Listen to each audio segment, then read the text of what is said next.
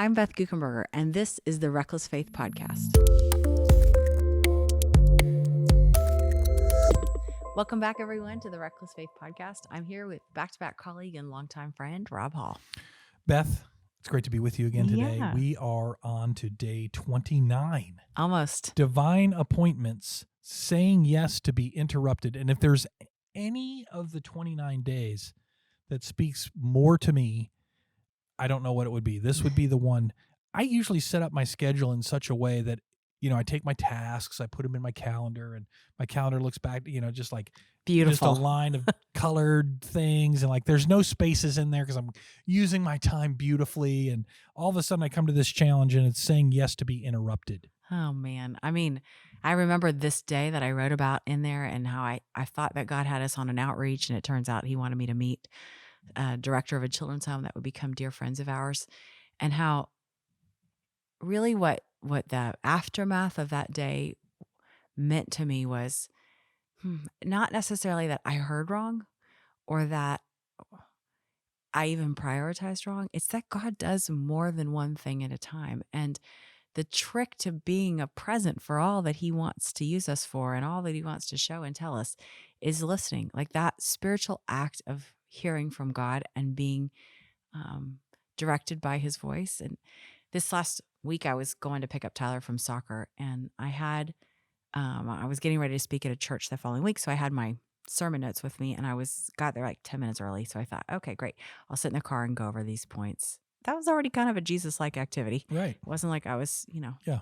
wasting my time. Watching reruns of The Bachelorette or something. Nothing. I was like preparing my sermon, and I felt a prompting in my spirit to get out of my car and to go into the stadium where he was practicing. And at first I kind of ignored it, and I was like, fine, I'll go in there, Lord.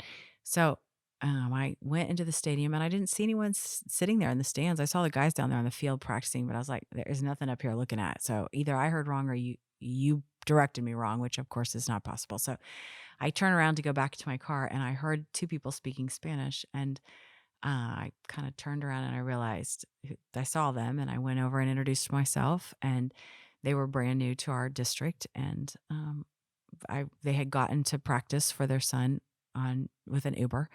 So I was like, do you want to ride home? I can give you a ride home. And they were ecstatic. And so we're on the way home, and it was like just this like little moment of connection. It wasn't like I said, do you have Jesus in your heart as his personal savior? But it was just like a moment where I was building a bridge and establishing some credibility with them. And it was nice. Then you fast forward like a week later, our sons were in a soccer tournament over an hour from our houses. And we had been there all day. It was a really hot day. And I noticed them, and I went over to tell them how I thought their son was playing well and was building kind of on the connection we'd made the week before. And all of a sudden I was like, hey, do you need a ride home? Like, how did you get out here?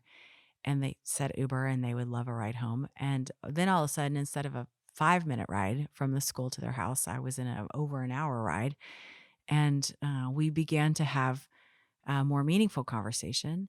And again, it wasn't like they got out of the car and we took communion and, they came to church with me the next day. Like, I don't think evangelism always looks that way. I think though that my life is going to be richer because I opened myself up that day to reach out to them. And I pray that the day results in, them understanding who I believe in and what is available for them to believe if they want to. But it's like a gentle invitation. And had I stayed in the car and practiced my sermon, I wouldn't have been sinning, but I would have been missing. I love this thing, right, that you just kind of pointed out is we think of divine appointments as like, like then they were healed from their cancer. Yeah, something just gigantic, right? You had this little nudge. You're obviously a mature enough believer to say, I better pay attention to that. But it wasn't like the world changed. It was, hey, I just want you to meet these people who are new to your city, and I want you to just be me to them. Yes. That was the divine appointment, and you made room. And at the end of it, I thought to myself, one, save them some money and encourage them. 2, I modeled for my son what it looked like to be kind to other people. 3, I obeyed my Savior, who I think prompted me to do it.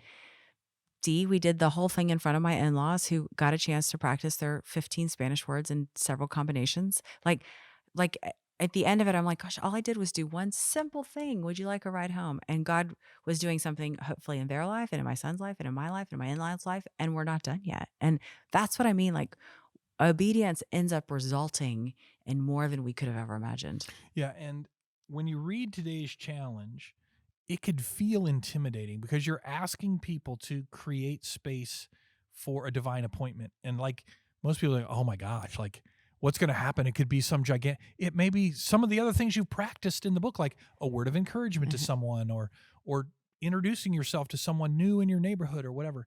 So I love this story that you've told that not in the book, but just happened in real life, because I think it allows people to ease into this challenge without feeling too much pressure.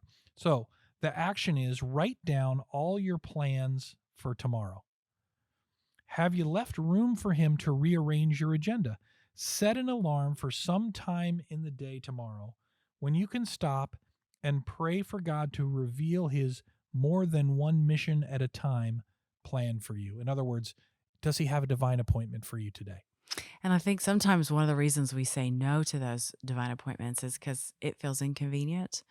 Or I almost didn't talk to them because I thought, "Oh, what are they going to think of me or my Spanish? Or I might be rejected by them. Like, I don't care. Like I would way rather obey Jesus than be afraid of what man thinks. I would way rather obey Jesus than not get everything done I thought I needed to get done. Like obeying Jesus has got to be the number one slot in my priority list.